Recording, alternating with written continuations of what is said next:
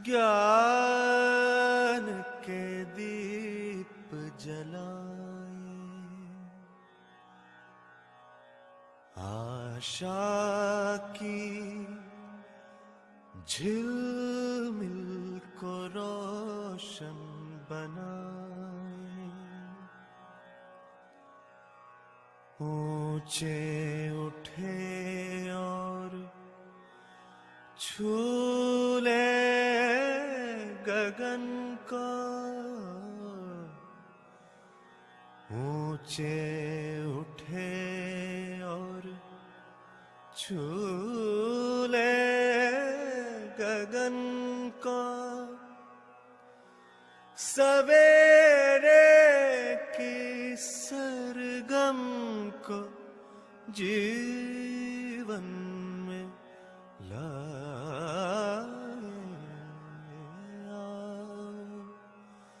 ज्ञान के दीप जलाए। सुन लो दिशाएं बुलाने लगी हैं, हवाएं नए राग गाने लगी है। सभी को नमस्ते, सुप्रभात, हरिहर। बाबा जी को शतशः नमन करती हूँ और बाबा जी के प्रति कृतज्ञता व्यक्त करती हूँ। योगेश भैया के प्रति आदर भाव व्यक्त करती हूँ। आज के इस मंगल बेला में आज के सत्र में आप सभी का स्वागत करती हूँ। कुछ दिनों से हम पुष्पेंद्र भैया से मानव कर्म दर्शन इस पुस्तक पर सार प्रस्तुति सुन रहे हैं। इसी कड़ी को आगे बढ़ाते हुए मैं पुष्पेंद्र भैया से निवेदन करती हूँ कि वो अपनी प्रस्तुति रखे। पुष्पेंद्र भैया।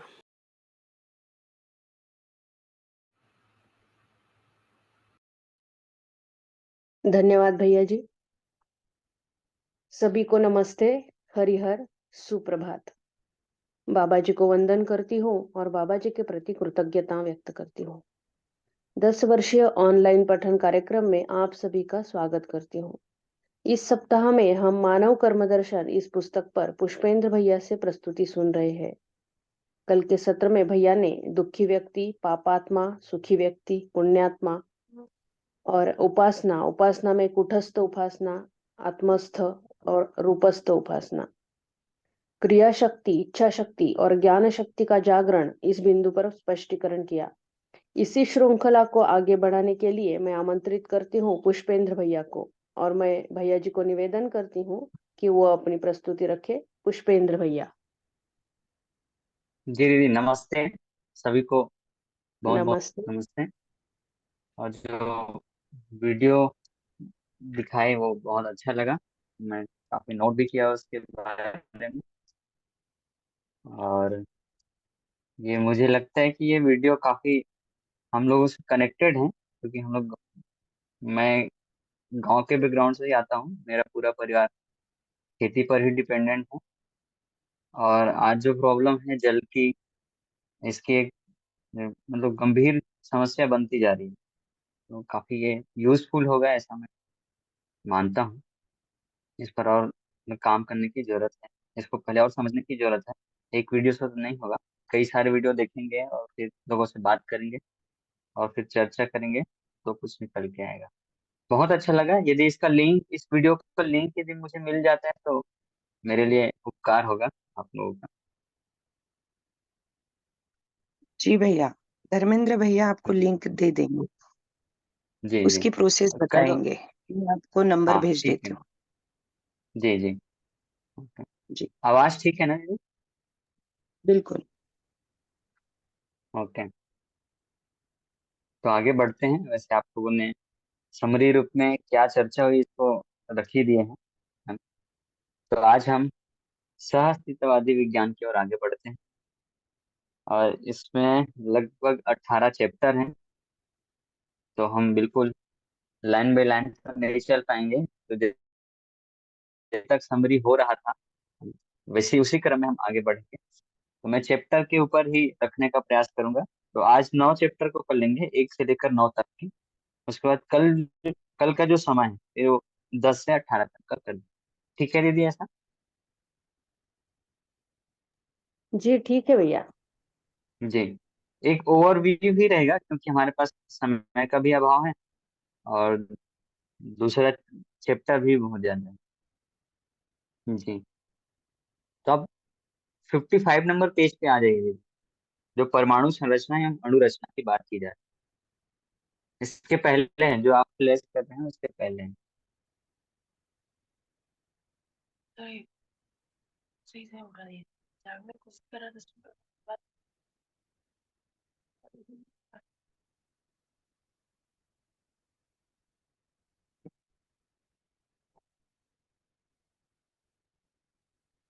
इसके पहले वाले।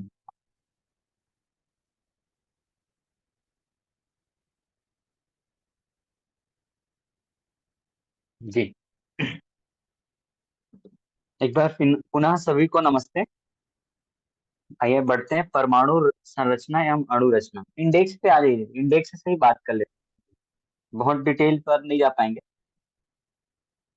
यदि किन्हीं का कोई क्वेश्चन आएगा तो फिर उसमें पुस्तक को वो करेंगे फिर, है ना? परमाणु संरचना एवं अणु रचना। तो इसमें तो मुझे लगता है काफी लोगों को स्पष्टता होगी ही कि यहाँ पर परमाणु संरचना की क्या बात की जा रही है और अणु रचना कैसे होती है। तो बेसिकली परमाणु दो प्रकार से हैं, है ना?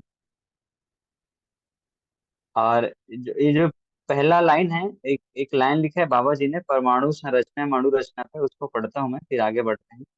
मानव विघटन विधि से, जस्ट सेकंड लाइन है, परमाणु संरचना एवं अणु रचना के बाद का जो सेकंड लाइन है।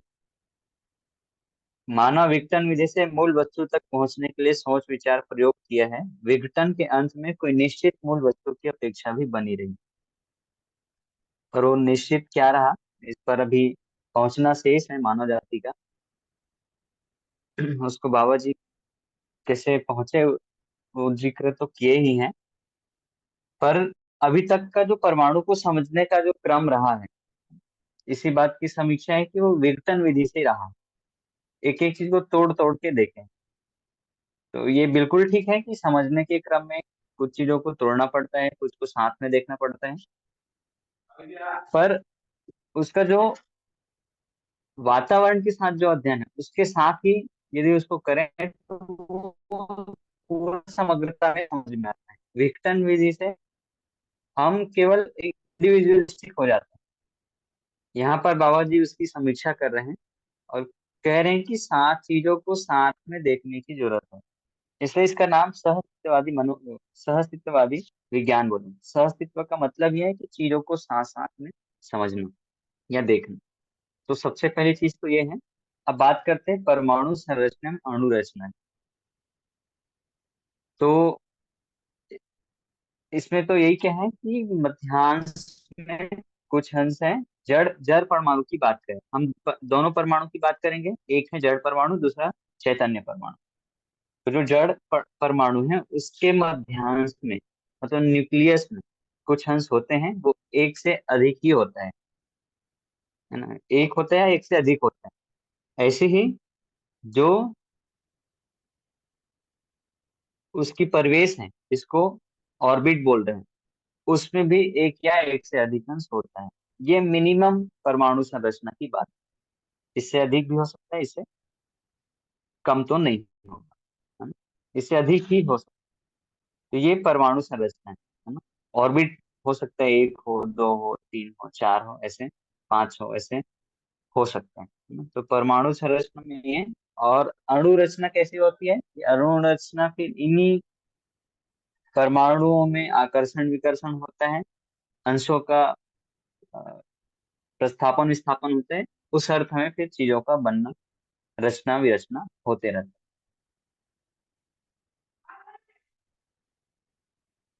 है। दूसरा जो है चैतन्य परमाणु। चैतन्य परमाणु के मध्यांश में केवल एक ही अंश है ना, जिसको आत्मा बोल रहे हैं। और इसके 4 परिवेश हैं, 4 ऑर्बिट हैं। सबसे पहला ऑर्बिट को बुद्धि नाम दिया, दूसरे ऑर्बिट को चित्त नाम दिया, तीसरे ऑर्बिट को वृत्ति और चौथे ऑर्बिट को मन नाम दिया गया। तो ये चैतन्य परमाणु की समझ। इन पर किसी का कोई डाउट है तो लेते हैं, फिर आगे बढ़ते हैं। एक एक करके बढ़ना, इतना ही और ही हो पाएगा मुझे लगता है समय सीमा को देखते हुए।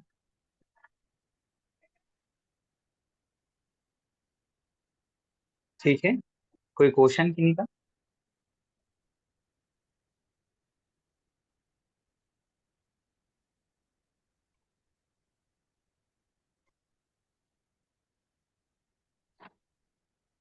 जी, हेलो, आगे बढ़ आगे बढ़े। जी भैया। हाँ जी, ठीक है। दूसरा है विकास क्रम विकास, है ना।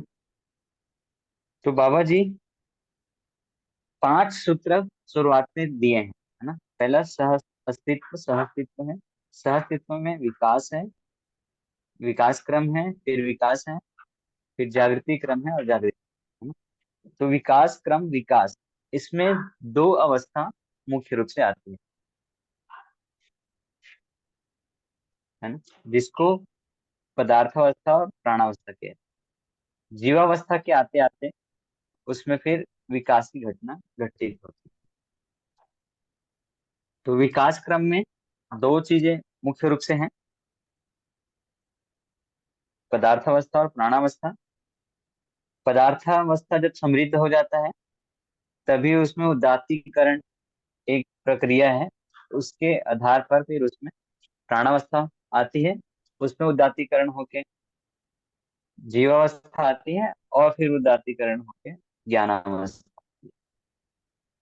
इसमें जो विकास बोल रहे हैं, विकास का 2 आधार है। विकास क्रम, विकास क्रम में वो सारे जड़ परमाणु हैं जिसमें प्रस्थापन विस्थापन प्रक्रिया लगातार चल रही है। दूसरा, वो सारे जड़ परमाणु हैं जो गठनशील है।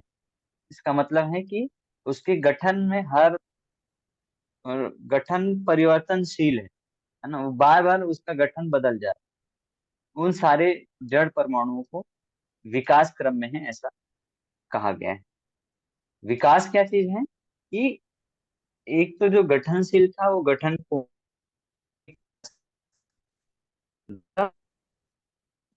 जड़ परमाणु में इच्छा नहीं, अब विकास, जड़ परमाणु विकास पूर्वक चैतन्य पद में आया, परमाणु आवाज कट रही है भैया। हो गया।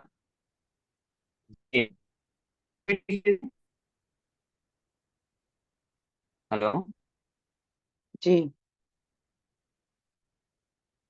अभी ठीक, अभी ठीक आ रहा है? नहीं भैया, स्पष्ट नहीं है।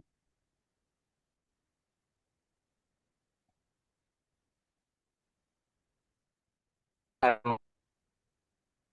हम्म,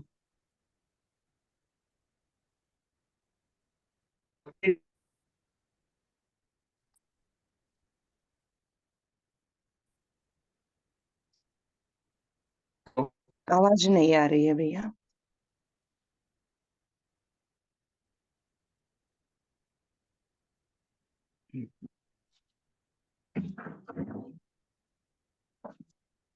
जस्ट 1 सेकंड। जी,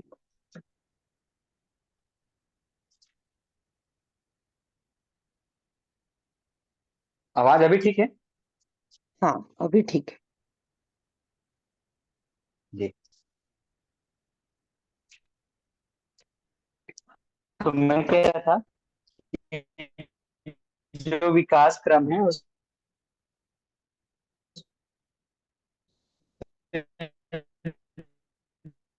हम्म,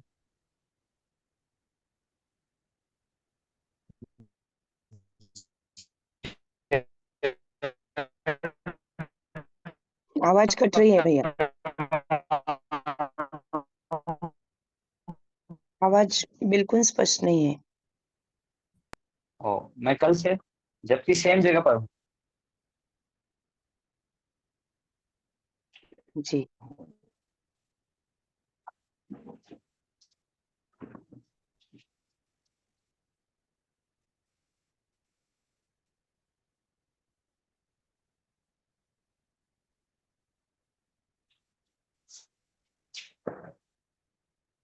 हेलो। जी अभी ठीक है आवाज? ठीक तो लग रही है।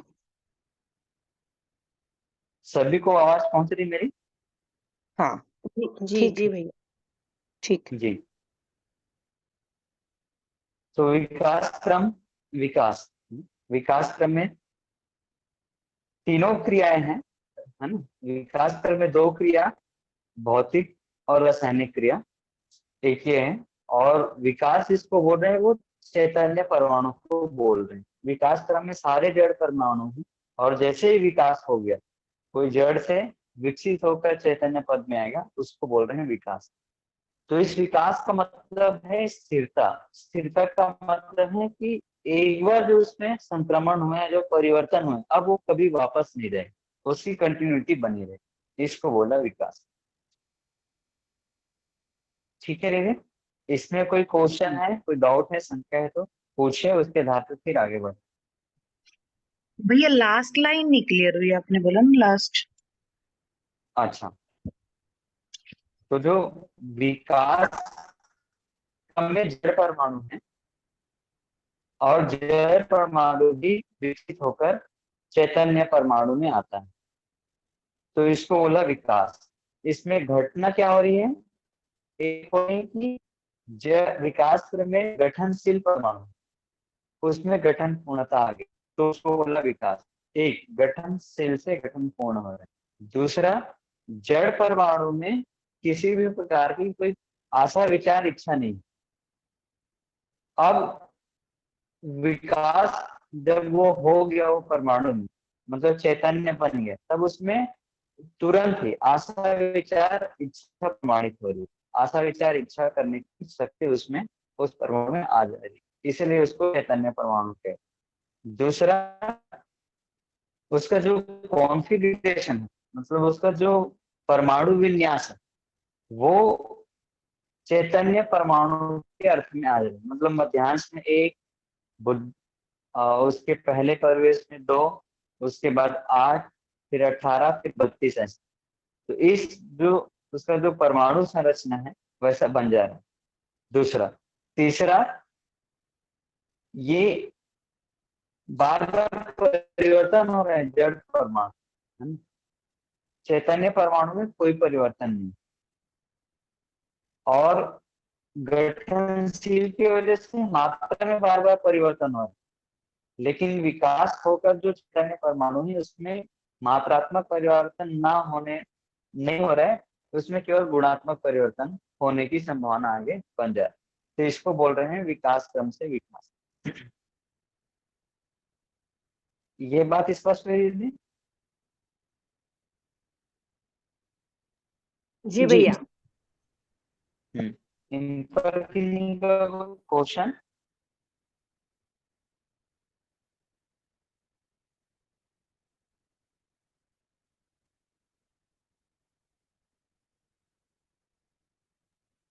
भैया शुरू में आपके पास साफ आ रही थी, अब आवाज भरभरा रही है, अब तो आ नहीं रही आवाज आपकी।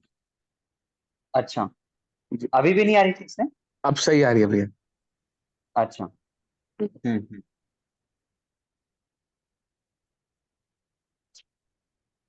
ठीक है, तो आगे बढ़े दीदी। जी जी। अब लिखे परमाणु में विकास, है ना। तो हमने परमाणु संरचना एवं अणुरचना हो गया, विकास में विकास हो गया। तीसरा, परमाणु में विकास।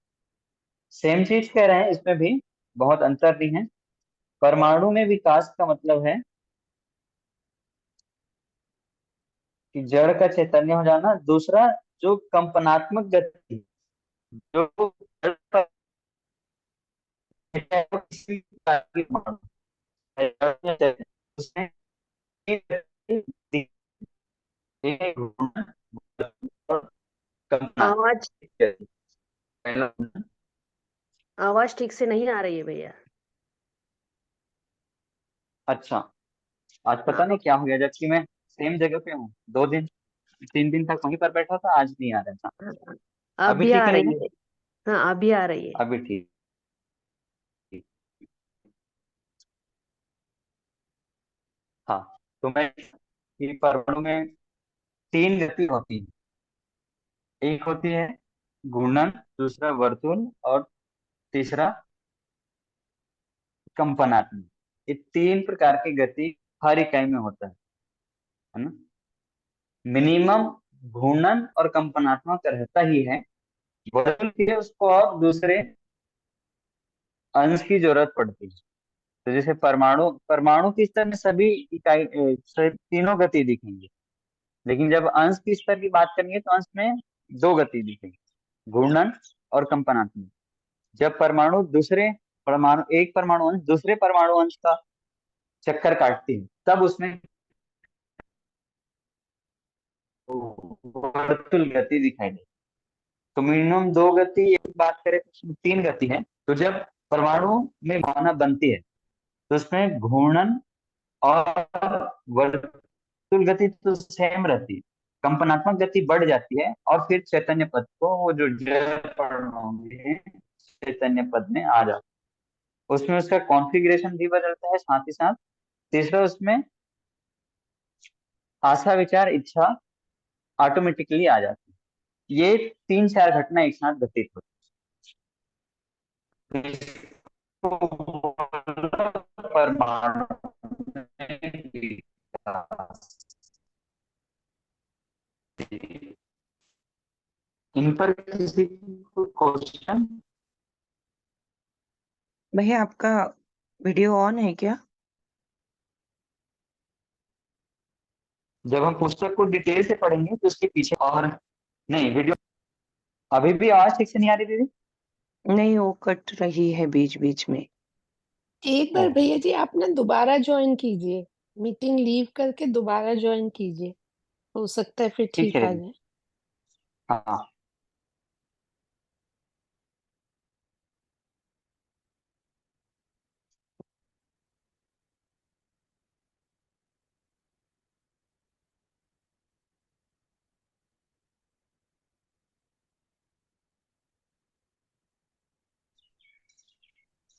हेलो, नमस्ते। और बात करिए नमस्ते थोड़ी। सबको। जी, जी, अभी ठीक तो ठीक लग है रही है। दीदी आवाज? नहीं नहीं। आज दरअसल इधर बारिश हो रही है, बारिश के साथ हाँ, थोड़ी हवा भी इंटरनेट चल का रही प्रॉब्लम, नेट का ही है, प्रॉब्लम। इसकी वजह से नेटवर्क। जी, जी हाँ हाँ हाँ, उसके साथ साथ हवा चल रही, बारिश हो रही, इसके लिए थोड़ा सा लग रहा है नेटवर्क का तो। जी। ठीक है दीदी, यहाँ तक ठीक है। तीन पॉइंट हमने किया, परमाणु संरचना या अणु रचना, विकास क्रम विकास, परमाणु में विकास। तो जब परमाणु में विकास होता है तो तीन चार घटना एक साथ घटित होती है। जड़ से चैतन्य होना, विकास क्रम से विकास में स्थापित होना, आशा विचार इच्छा स्थापित होना, कंपनात्मक गति का बढ़ जाना, ये होती है। इतना स्पष्ट है दीदी? किसी को अगर प्रश्न है तो हैंड रेज कर सकते हैं, नहीं तो आगे बढ़े। बिल्कुल। हम्म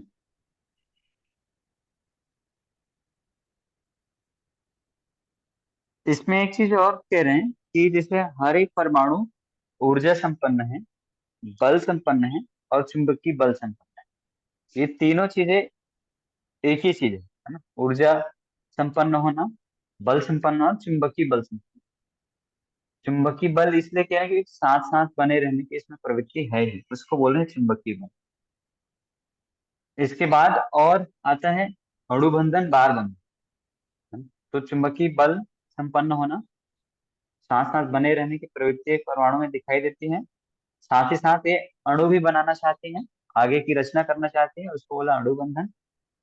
और अणु के बाद जितने भी चीजें हो रही है उसको आगे बोला कि भार बंधन का ही स्वरूप है। पर ये मूल में चुंबकीय बल संपन्नता ही है ना, और उसके मूल में ऊर्जा संपन्नता है। तो ये तीन चार चीजें और इसमें शामिल है। ठीक है दीदी?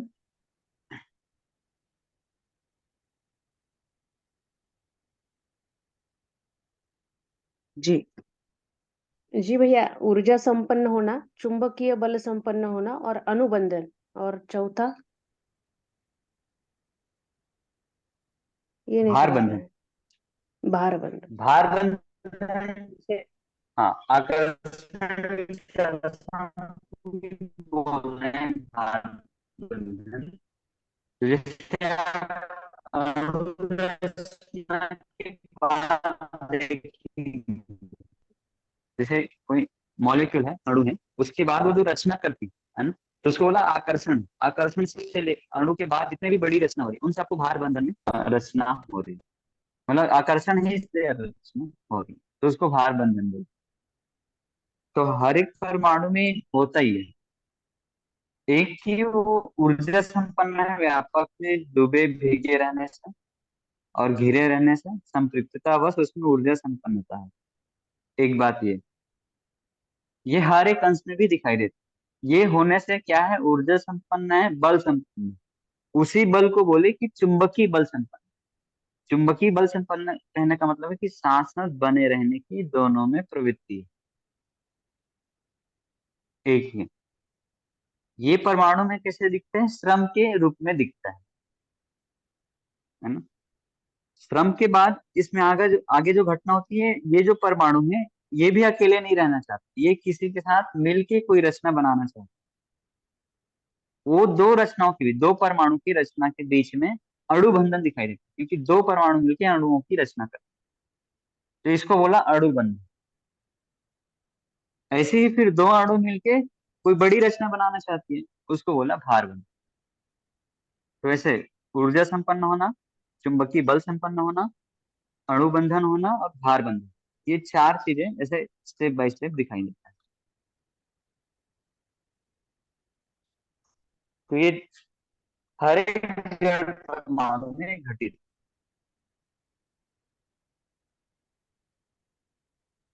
जी, ये बात ये थी।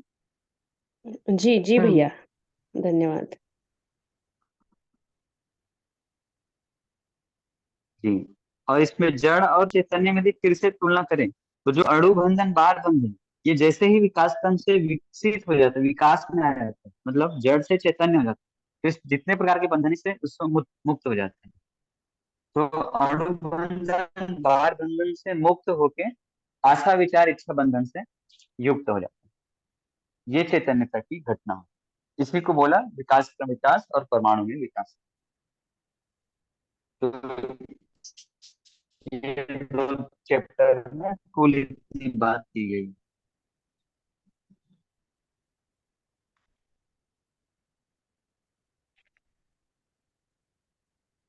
ठीक दीदी, आगे बढ़े, कोई क्वेश्चन किन्हीं का। जी भैया, गीता दीदी का हैंड रेज है। हाँ जी भैया जी, जी जी, नमस्ते। ये जो कंपनात्मक ऊर्जा और गति बल बता में रहे थे अंतर। ना आपकी, कंपनात्मक गति बढ़ जाती है, तो जो ये मतलब जी, इसकी तेजी, ये कैसे, इसको थोड़ा सा बता दीजिए। इसको इमेजिन करना थोड़ा मुश्किल होता है, थोड़ा बोर्ड रहता है ना, तो और मैं ठीक से एक्सप्लेन कर पाता हूँ। और ये एक नहीं सीमा वो है तो कि मोबाइल के हाँ, साथ ही मुझे केवल वो, बातचीत से हो रही। नहीं नहीं, वो डायग्राम तो मुझे पता है कि वो ऐसे ऐसे दिखाते हैं कि ऐसे ऐसे कंपनात्मक गति बढ़ती है, वो डायग्राम जी पता जी, है मुझे। तो तो अभी, मतलब, हाँ हाँ,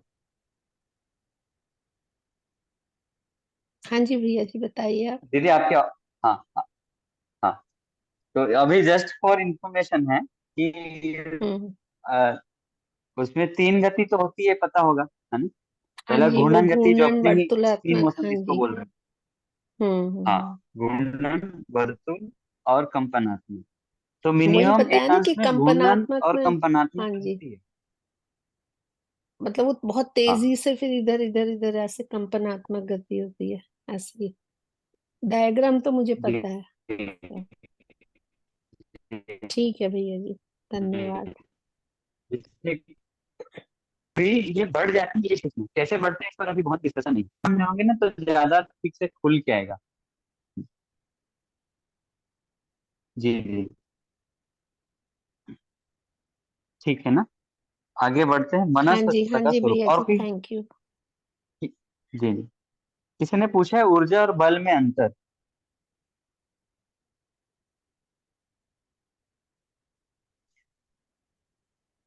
इसको करना क्लियर अभी? जी भैया कर दीजिए। जी। तो दीदी यहाँ पर तो मेरे अनुसार जो मुझे लगता है पढ़ के जो समझ में आता है, वो दोनों को एक ही बोल रहे हैं, ऊर्जा संपन्न होना और फिर बल संपन्न को एक चीज बोल रहे हैं। क्योंकि आप देखेंगे पहले ही जो 55 नंबर पेज है, इसमें है कि इस प्रकार सूक्ष्म से सूक्ष्म एवं बड़ी से बड़ी इकाई का व्यापक में संपृक्त रहने के आधार पर, आप जो बहुत बड़ा पैराग्राफ है उसके बीच से पढ़ेंगे तो पता चलेगा।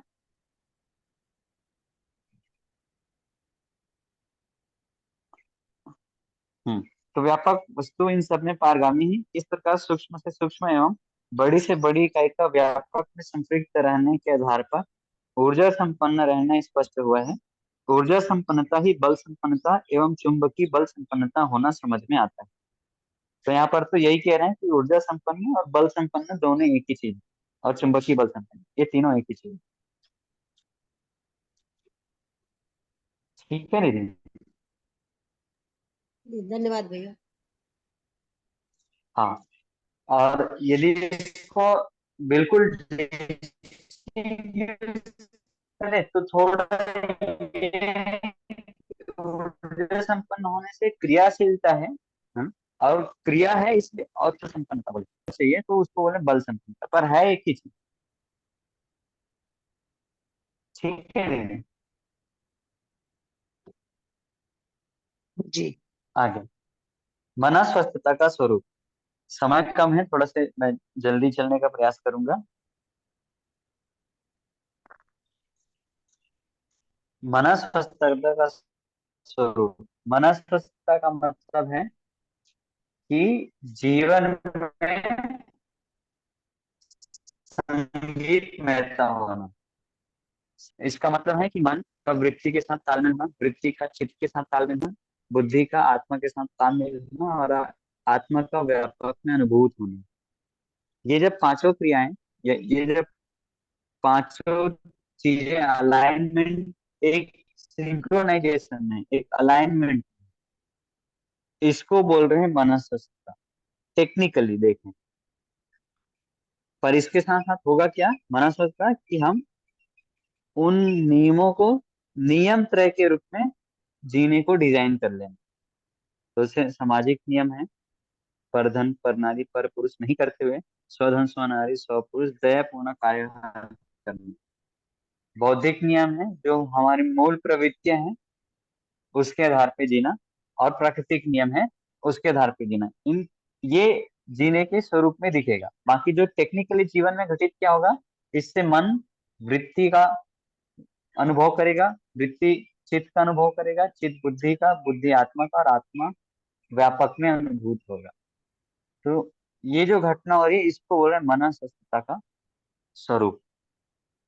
मतलब आशा विचार इच्छा रीति परंपरा और प्रमाण का एक रूपता में आ जाना बोल रहे हैं मनस्वस्थता का स्वरूप। ठीक है दीदी, इसमें कोई किन्हीं का क्वेश्चन? परमाणु संरचना सबको स्पष्ट हुई ना? चैतन्य परमाणु संरचना। जी भैया। भैया। जी। अब इसमें जो चैतन्य परमाणु, इसमें पांच चीजें हैं, कंपोनेंट हैं उसके। मन वृत्ति चित्त बुद्धि आत्मा। आत्मा मध्य में है। चार परिवेश हैं, चौथे परिवेश का नाम मन, तीसरे का वृत्ति, दूसरे का चित्त, और पहले का बुद्धि। इन पांचों में सिंक्रोनाइजेशन होना, तालमेल हो जाना, एक रूपता हो जाना, इस क्रिया को बोल रहे हैं कि मनस्वस्थता का स्वरूप हो गया। मतलब ये होने से हमें सुख शांति संतोष आनंद प्रमाणित होगा, और यही मनस्वस्थता का स्वरूप है। इसको और बहुत डिटेल में जाने से समय का थोड़ा सा वो अभाव है, इसलिए नहीं कर पा रहे हैं। आगे इसको कभी और कर। और क्या क्या चीजें इसमें होता है, जीने के रूप में कैसे दिखते हैं, निष्कर्ष के रूप में कैसे दिखते हैं, क्या करने से मन का आशा, मन वृत्ति से अलाइन होगा, वृत्ति चित्त से अलाइन होगा। ये सब चीजें व्यवहार दर्शन में तो आती है, आप लोग व्यवहार दर्शन पढ़े भी होंगे। ठीक। आगे आगे बढ़े दीदी? जी भैया जी, बढ़ जी। सकते हैं। अस्तित्व स्थिर है, विकास और जागृति निश्चित है।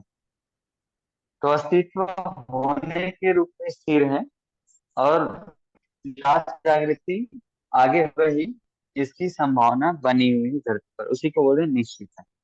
क्योंकि जो सूत्र है, विकास क्रम विकास, सहअस्तित्व, अस्तित्व सहअस्तित्व है, सहअस्तित्व में ही विकास क्रम विकास है, और जागृति क्रम जागृति। तो ये बेसिकली इसको बोला नीति है। ये नीति का मतलब है जो होना भावी है।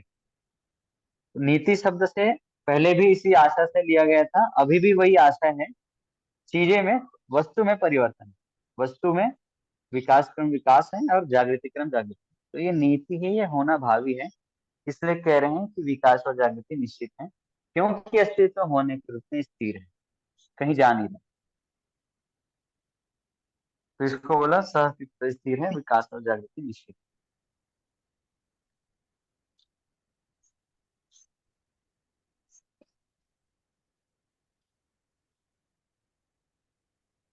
ठीक है दीदी, आगे बढ़ते हैं।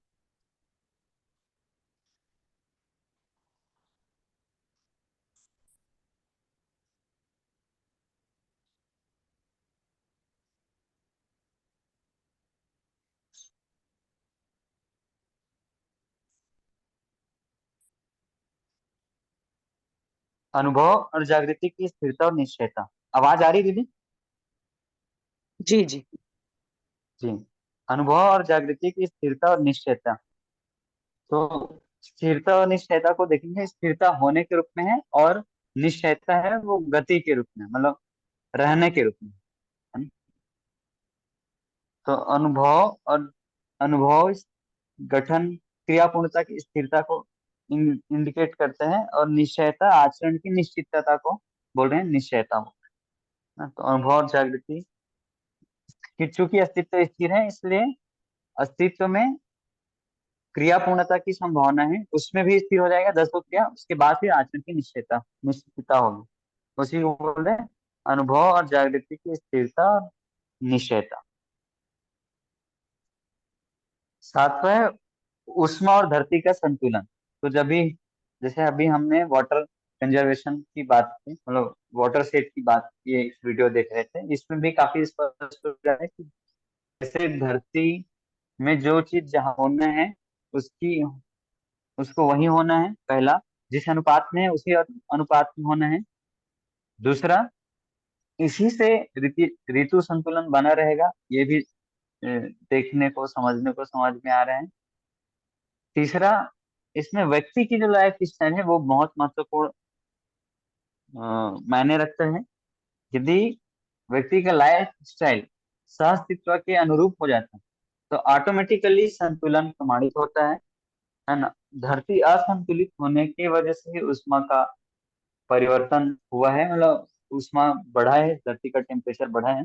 ऐसी कुछ कुछ घटनाओं को यहाँ पर बाबा जी जिक्र किए हैं। और यदि ऊष्मा बढ़ता है तो उसके क्या क्या नुकसान होंगे, उस चीज को भी रखे हैं। पहले बोले हैं कि पहला जो दुष्परिणाम होगा उस क्या होगा कि धरती किसी तदात्म तत्व होने के उपरांत इस धरती की हरियाली पहले खत्म हो जाएगी। दूसरी, जानवर खत्म हो जाएंगे। तीसरे में जो बर्फ है वो पिघलना शुरू हो जाएगा, और ऊंचे ऊंचे पर्वत जलमग्न हो जाएगी। और तीसरे जो परिणाम, चौथे जो परिणाम है कि हो सकता है कि इस धरती से ही पानी का विलुप्ति, और ये गैस की तरह मतलब खत्म हो जाए। आगे बढ़ने के लिए इसी का बाबा जी ने जिक्र किया है। यहाँ पर बहुत डिटेल में नहीं जाऊंगा, मैं केवल एक ओवरव्यू रख रहा हूँ यहाँ पर, क्योंकि समय का अभाव है। तो कह रहे हैं कि उष्मा या जो ताप है इसलिए बढ़ा है क्योंकि धरती का संतुलन हुआ है। धरती असंतुलित क्यों हुआ है? क्योंकि मानव ने अपनी आवश्यकता को ठीक से नहीं पहचाना है। सुविधा और संग्रह के अंधाधुन में वो आगे बढ़ के धरती को प्रदूषित किया है। जो चीज धरती में रहनी थी उसको निकाल दिया, जो नहीं रहनी थी उसको डाल दिया। ऐसे कुछ घटना घटी है, जिसके कारण धरती का असंतुलन हुआ है। टोटल बात यही। स्थिति गति, स्थिति गति को देखें तो हर एक जगह पर हम देख सकते हैं स्थिति होने के रूप में, गति रहने के रूप में, जिनमें शक्ति होती है। जैसे गति आचरण के रूप में है, यदि तो स्थिति उसके समय व्यवस्था होने के रूप में है, और गति बड़ी व्यवस्थाएं भागीदारी के रूप में। तो इसको बोल रहे हैं स्थिति गति। और भी स्थिति गति को बहुत सारे संदर्भों में यहाँ पर जिक्र किया गया है, उसको और कभी आगे समझेंगे। मात्रा, मात्रा का मतलब है परमाणु। यहाँ पर परमाणु को मूल मात्रा के रूप में पहचाना गया। दीदी आप लोगों से मेरा एक क्वेश्चन रहेगा कि किसी भी इकाई का दर्शन में क्या मतलब है, इकाई किस चीज को बोल रहे हैं। यदि कोई संक्षिप्त में रख दें तो इसमें मैं कुछ रखने का प्रयास करूंगा उसके बाद। तो इकाई क्या चीज है, किस चीज को इकाई कह रहे हैं, दर्शन के आधार पे, मूल यहाँ पर मध्यस्थ दर्शन के आधार पे इकाई किसको होते हैं। किन्हीं को कोई इस पर स्पष्टता है, नहीं होगा तो मैं कुछ बात इसमें रखूंगा।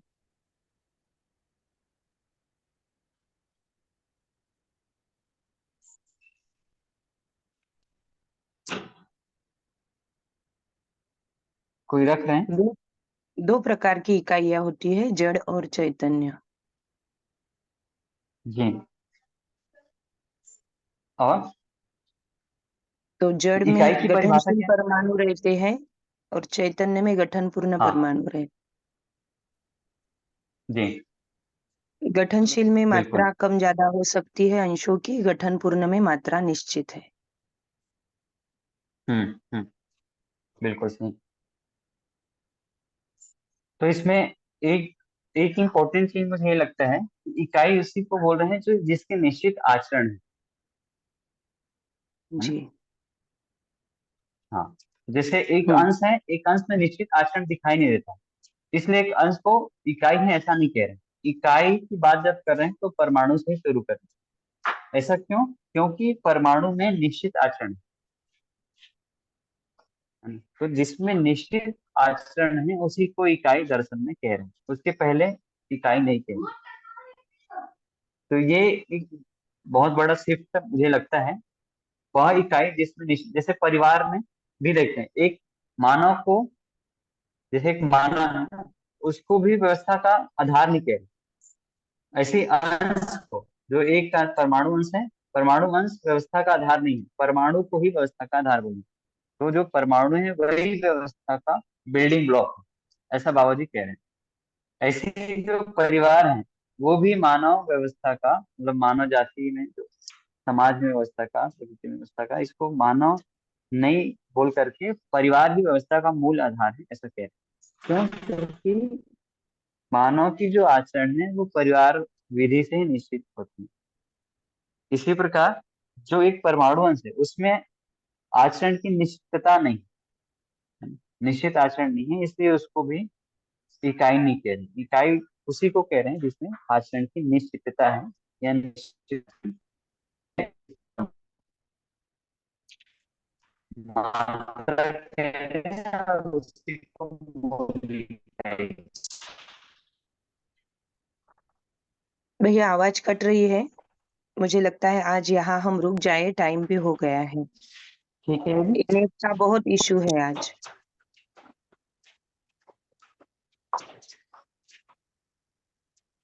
अच्छा, हाँ बिल्कुल जी। ठीक है दीदी, ठीक है, ठीक है, हाँ जी, किसी का कोई प्रश्न हो तो कल ले सकते ओके हैं दीदी। हम। सभी को नमस्ते। कल इस पर कोई क्वेश्चन होगा तो ले। हाँ जी जी, ठीक है दीदी, नमस्ते सभी को। जी नमस्ते सबों को। नमस्ते, धन्यवाद भैया जी, धन्यवाद दीदी, नमस्ते सभी। नमस्ते सभी नमस्ते।